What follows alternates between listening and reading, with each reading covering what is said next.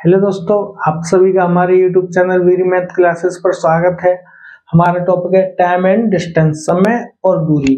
समय और दूरी में हम जो सीरीज करा रहे थे वो करा रहे थे RS अग्रवाल का न्यू वर्जन, उसकी एक्सरसाइज 17A। इससे पहले हमने एक क्वेश्चन नंबर 1 से क्वेश्चन नंबर 45 तक के सवालों को सॉल्व कर लिया है। आज हम क्वेश्चन नंबर 46 से क्वेश्चन नंबर 49 तक के सवालों को सॉल्व करेंगे और समझेंगे। देखो क्वेश्चन नंबर 46 क्या कह रहा है। एक कार किसी दूरी को 10 घंटे में तय करती है। यदि इस यात्रा की आधी दूरी 40 किलोमीटर प्रति आवर की चाल से तथा शेष आधी दूरी 60 किलोमीटर प्रति आवर की चाल से पूरी की हो तो यह दूरी कितनी है। यह दूरी कितनी है।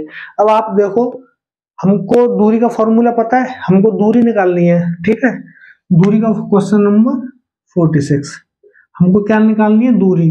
तो दूरी डिस्टेंस बराबर क्या होता है, समय इंटू चाल स्पीड। ठीक है, तो देखो समय तो हमको दिया हुआ है, किसी दूरी को तय करने में 10 घंटे लेती है, लेकिन उसने क्या किया, ये चाल अलग अलग दे दी है। ये 40 किलोमीटर प्रति घंटा और ये 60 किलोमीटर प्रति घंटा।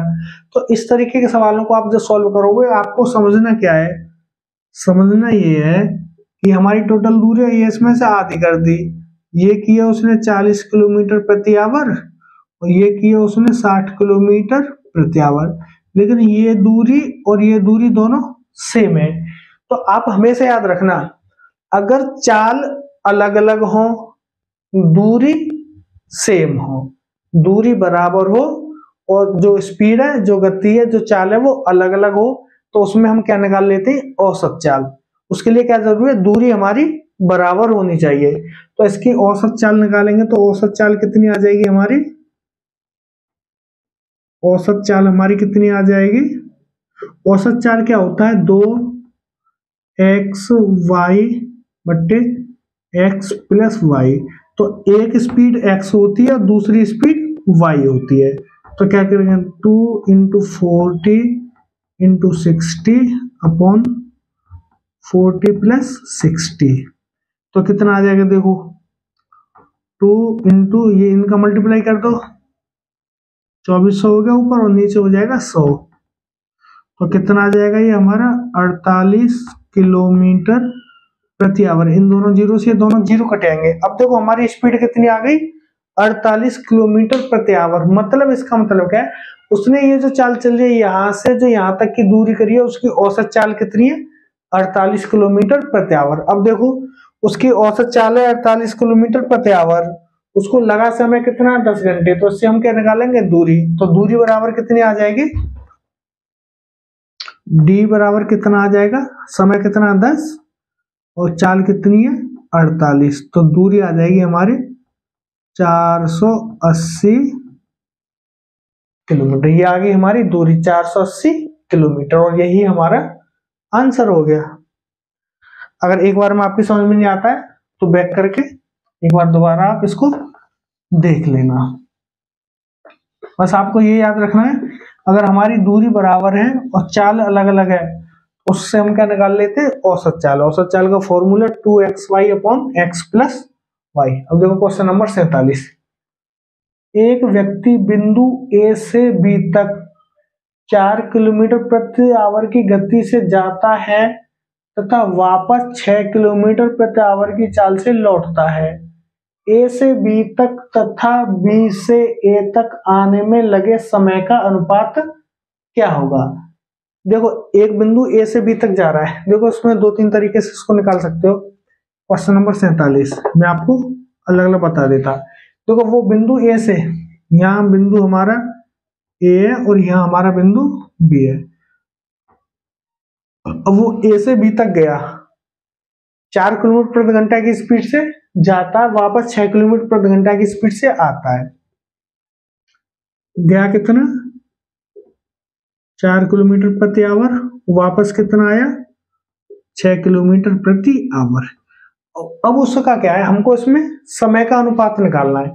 समय का अनुपात निकालने के लिए हम क्या करते थे, समय का अनुपात निकालने के लिए आप एक चीज समझ लो, अगर आपको स्पीड दी हुई है, अगर 2 स्पीड दी हुई है और अगर आपको समय का अनुपात निकालना है, तो समय का जो अनुपात रहता है वो स्पीड के अनुपात के विपरीत होता है। कैसे? अगर देखो ये हम मान लें ऊपर की S1 बराबर 4 किलोमीटर प्रति आवर और S2 बराबर 6 किलोमीटर प्रति आवर। तो इसमें क्या रहेगा, अगर हम S1 अनुपात S2 निकालें, S1 अनुपात S2 निकालें तो हमारा कितना आ जाएगा, 4:6 बराबर 2:3। ये आ गया हमारा चालों का अनुपात। और जो समय का अनुपात रहेगा वो हमेशा इसका अपोजिट रहेगा। समय का अनुपात कितना रहेगा, समय इसका मान लिया हम T1, इसकी चाल S1 और समय मान लिया हमने T1, इसकी चाल मान ली S2 और समय मान लिया हमने T2। तो जो T1 अनुपात T2 होगा ये इसके अपोजिट होगा, मतलब 3:2 उल्टा हो जाएगा। जो चालों का अनुपात है उसके विपरीत अनुपात समय का होगा। चालों का अनुपात 2:3 है तो समय का अनुपात कितना हो जाएगा, 3:2। ध्यान रखना, अगर चाल का अनुपात जो होता है समय के अनुपात के विपरीत होता है, या समय का अनुपात चाल के अनुपात के विपरीत होता है, जो चाल का अनुपात होगा समय का अनुपात उसके उल्टा करके होगा। ठीक है, ये चीज आप नोट कर लेना, अच्छे से याद कर लेना। ठीक है,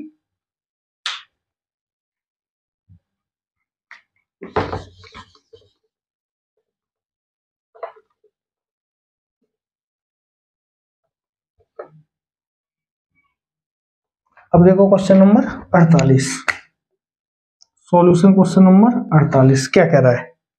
एक व्यक्ति जो पहाड़ी के ढलान के अनुदेश, मतलब पहाड़ के ऊपर की तरफ या नीचे की तरफ, ढलान के अनुदेश मतलब नीचे की तरफ, ढलान के अनुदेश नीचे की तरफ 4.5 किलोमीटर प्रति घंटा की गति से तथा ढलान के विपरीत मतलब ऊपर की तरफ 3 किलोमीटर प्रति घंटा की गति से चल सकता है। पहाड़ी पर जाकर वापस आने में 5 घंटे का समय लगता है। वह पहाड़ी की कितनी ऊंचाई तक चढ़ा, पहाड़ी की कितनी ऊंचाई तक चढ़ा। तो इससे हमें क्या निकालना है, दूरी निकालनी है। दूरी निकालनी है तो हम क्या करते हैं, इससे क्या निकालेंगे, औसत चाल निकालेंगे। औसत चाल देखो, दूरी बराबर है ना, ऊपर जा रहा है और नीचे आ रहा है, जितना ऊपर जा रहा है उतना ही नीचे आ रहा है, तो दूरी दोनों तरफ से बराबर है, लेकिन चाल हमारी अलग अलग है। तो देखो हमें S1 कितना दिया हुआ है, S1 दिया हुआ है 4 सही 1/2 किलोमीटर प्रति आवर। आप इसको कर लो तो कितना आ जाएगा, 9/2 किलोमीटर प्रति आवर। ये आ गई हमारी S1। और S2 दी हुई है हमें, कितनी दी हुई है, 3 किलोमीटर, 3 किलोमीटर पर आवर। अब इससे क्या निकाल लेंगे हम, औसत चाल। S बराबर कितनी आ जाएगी, फॉर्मूला क्या था हमारा, 2 गुणा S1 गुणा S2/S1 प्लस S2।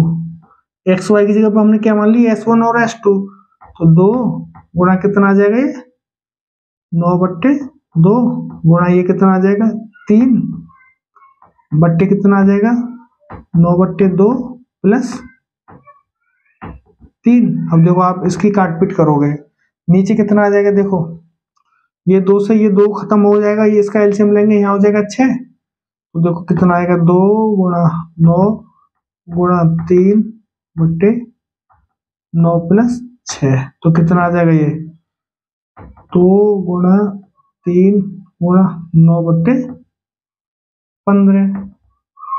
तो यहाँ से कितना आ जाएगा, ये इसकी काटपीट करो, कितना आ जाएगा, 3 से 5 बार कटेगा, 9 दूनी 18, 18/5 किलोमीटर प्रति आवर। ये आ गई हमारी औसत चाल। औसत चाल कितनी आ गई हमारी, 18/5 किलोमीटर पर आवर। अब हमको निकालनी है दूरी कितनी चला। दूरी हमारी कितनी रहेगी, इससे क्या निकालेंगे हम, टोटल दूरी निकलेगी। इससे क्या निकलेगी हमारी टोटल दूरी, मतलब ऊपर जाना और नीचे आना दोनों बराबर दूरी थी उसकी, तो इससे हम क्या निकालेंगे, टोटल दूरी। तो टोटल दूरी डी कितनी निकाल लेगी, ऊपर का थोड़ा सा साफ कर दूं मैं।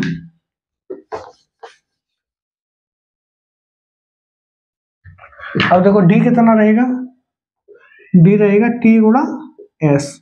टी कितना है हमारा 5 घंटे और एस कितना है हमारा 18/5 घंटे, तो कितना आ जाएगा 18 किलोमीटर। ये जो 18 किलोमीटर आई है ये ऊपर से नीचे तथा नीचे से ऊपर दोनों मिला के आई है। जितना वो ऊपर चढ़ा उतना ही नीचे चढ़ा, दोनों का टोटल कितना 18 किलोमीटर। अब बोल रहा है कितनी ऊंचाई पे चढ़ा, मतलब एक तरफ की दूरी पूछ रहा है, वो कितनी ऊंचाई पे चढ़ा, उतरने की नहीं पूछ रहा। हमारे इसमें क्या है चढ़ने तथा उतरने की दोनों है, लेकिन उसने पूछा केवल वो कितना ऊंचा चढ़ा। तो ऊंचाई चढ़ी उसने कितनी चढ़ी, ऊंचाई बराबर कितनी चली 18/2, इसकी आधी आ जाएगी ना बराबर 9 किलोमीटर। हमारे इस फॉर्मूले से जो हम सवाल निकालते हैं, जो स्पीड आती है दोनों तरफ की स्पीड आती है। तो जब दूरी निकालेंगे समय दोनों तरफ का दिया है ना, इसलिए टोटल 5 घंटे लगते हैं। पहाड़ी पर जाकर वापस आने में 5 घंटे लग रहे हैं, तो टोटल दूरी निकल आई हमारी 18 किलोमीटर, लेकिन हमको निकालनी है एक तरफ की, मतलब कितनी ऊंचाई पे चढ़ा, तो कितना आ गया 9 किलोमीटर। ठीक है, अब क्वेश्चन नंबर 49 देखो, समझो एक बार। अगर क्लियरिटी अच्छी है तो आप अच्छे से पढ़ो।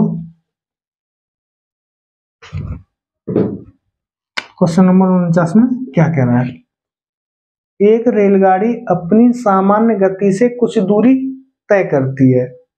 यदि इसकी गति 6 किलोमीटर प्रति घंटा अधिक होती तो यह दूरी 4 घंटे कम समय में तय की जा सकती थी, तथा यदि इसकी गति 6 किलोमीटर प्रति आवर कम होती तो यह दूरी 6 घंटे अधिक समय में तय की जा सकती थी। यात्रा की कुल दूरी कितनी है।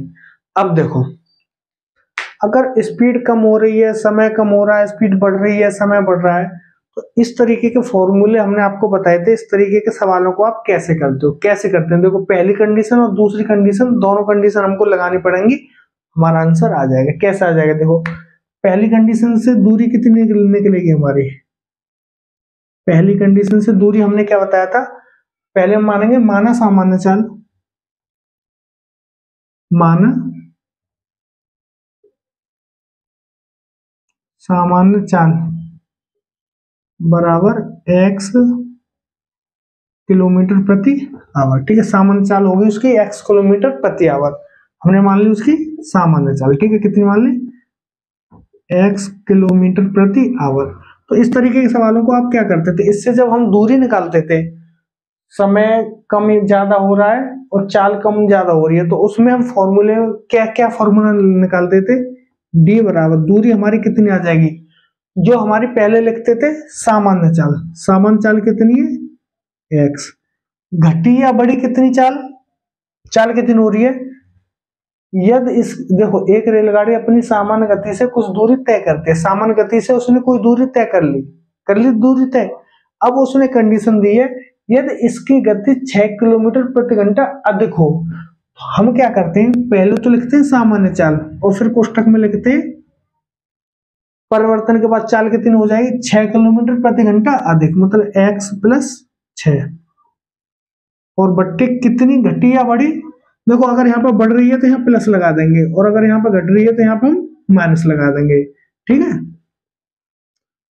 x प्लस 6 बट्टे कितना आ जाएगा 6, जितनी घटी या बढ़ी उतनी नीचे लिख देते हैं, गुणा में समय में क्या अंतर आ रहा है, वह दूरी 4 घंटे कम समय में तय की जाती है, तो जो समय का अंतर है उसको यहां लिख देते हैं।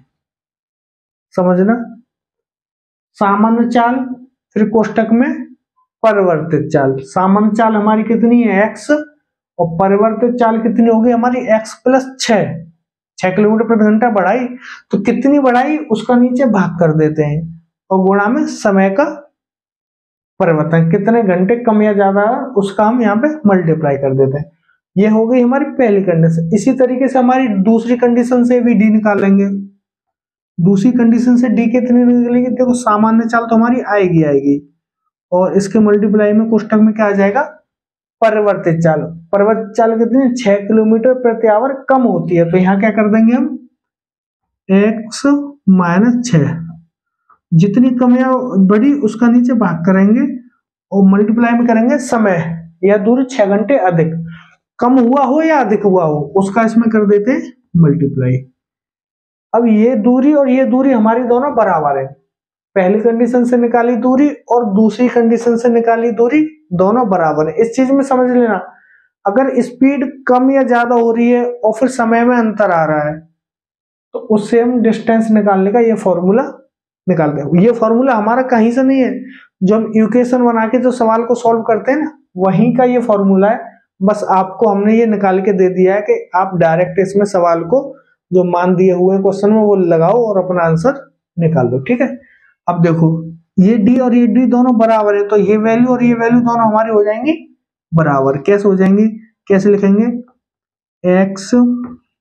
एक्स प्लस 6 इंटू 4 अपॉन 6 बराबर एक्स माइनस 6 इंटू 6 अपॉन, ऐसा आ जाएगा। अब देखो नीचे 6 से ये 6 कट जाएगा और इस वाली एक्स से ये वाली एक्स कट जाएगी, तो यहाँ कितना आ जाएगा, एक्स प्लस 6 इंटू 4 बराबर एक्स माइनस 6 इंटू 6। अब देखो यहाँ काट पीट कर लिया, सीधा गुणा कर दो, यहाँ कितना आ जाएगा, 4x प्लस 24 बराबर 6x माइनस 36। देखो 36 इधर प्लस का हो जाएगा, 4x इधर माइनस का हो जाएगा, तो कितना आ जाएगा, 6x तो हमारा यहीं पे, 4x हम इधर ले गए तो 4x हो गया माइनस का, ये 24 हमारा यहीं पे, 36 लाई इधर तो ये होगा 36 प्लस का। तो देखो ये कितने 6 में 4 के 2x बराबर कितना आ जाएगा हमारा, 4 और 6 10, 3 और 2 5 और 1 60 किलोमीटर। 60 आ गया एक्स की वैल्यू, तो एक्स यहां से एक्स निकालेंगे, एक्स आ जाएगा हमारा 30 किलोमीटर पर आवर। अब उसने बोला यात्रा की कुल दूरी कितनी है। देखो हमारी एक्स की वैल्यू आ गई 30 किलोमीटर प्रति आवर, एक्स की वैल्यू आ गई हमारे 30 किलोमीटर प्रति आवर। अब एक्स की वैल्यू आप यहाँ पे लगा दो या यहाँ पे निकल लगा दो, इस जगह पे लगा दो या इस जगह पे लगा दो, हमारा दूरी निकल आएगी। अब देखो यहाँ पे लगा दो, यहाँ कहीं पे भी लगा दो आप, उससे हमारी दूरी निकल आएगी, ठीक है। आप इसको देख लेना, मैं इसको साफ कर रहा हूँ, एक बार स्क्रीनशॉट लेना हो स्क्रीनशॉट ले लेना, ठीक है। एक्स कितना हो गया हमारा 30 किलोमीटर प्रति आवर।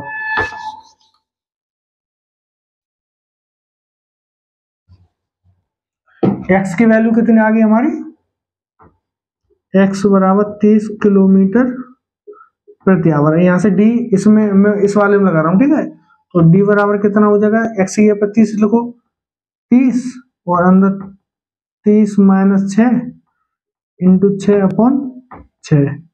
तो इस 6 से 6 कटे हो जाएगा, 30 में 6 के 24, 30 गुणा 24, तो कितना आ गया 720 किलोमीटर। इसका आंसर कितना आ गया 720 किलोमीटर, और यही हमारा आंसर है। देखो मैंने आपको सवाल बहुत अच्छे से समझाया, इसमें कुछ नहीं करना, जो स्पीड का कम या बढ़ा हुआ है वो यहाँ पे लगा दो, सामान्य स्पीड, परिवर्तित स्पीड और कितनी स्पीड में परिवर्तन हुआ वो नीचे लिख दो, और गुणा समय कितना कम या ज्यादा हुआ है। अधिक समय लग रहा है गुणा कर दो, या कम समय लग रहा है गुणा कर दो। अगर चाल बढ़ेगी तो समय कम होगा, चाल घटेगी तो समय ज्यादा हो जाएगा, ठीक है। आज की वीडियो में हमारा इतना ही। अगर आप हमारे चैनल पर पहली बार देख रहे हैं हमें, तो हमारे चैनल को सब्सक्राइब करें। अगर आपको हमारा वीडियो अच्छा लगता है तो हमारे चैनल को सब्सक्राइब जरूर करें, तथा शेयर करके हमको दूसरे लोगों तक पहुंचाने में हमारी मदद करें, तथा हमारे वीडियो पर लाइक तथा कमेंट करके हमको जरूर बताएं कि आपको हमारे वीडियो में क्या चीज की कमी लग रही है, जिससे कि वो कमी अपनी हम आगे के वीडियो में सुधारने की कोशिश करेंगे। धन्यवाद, जय हिंद।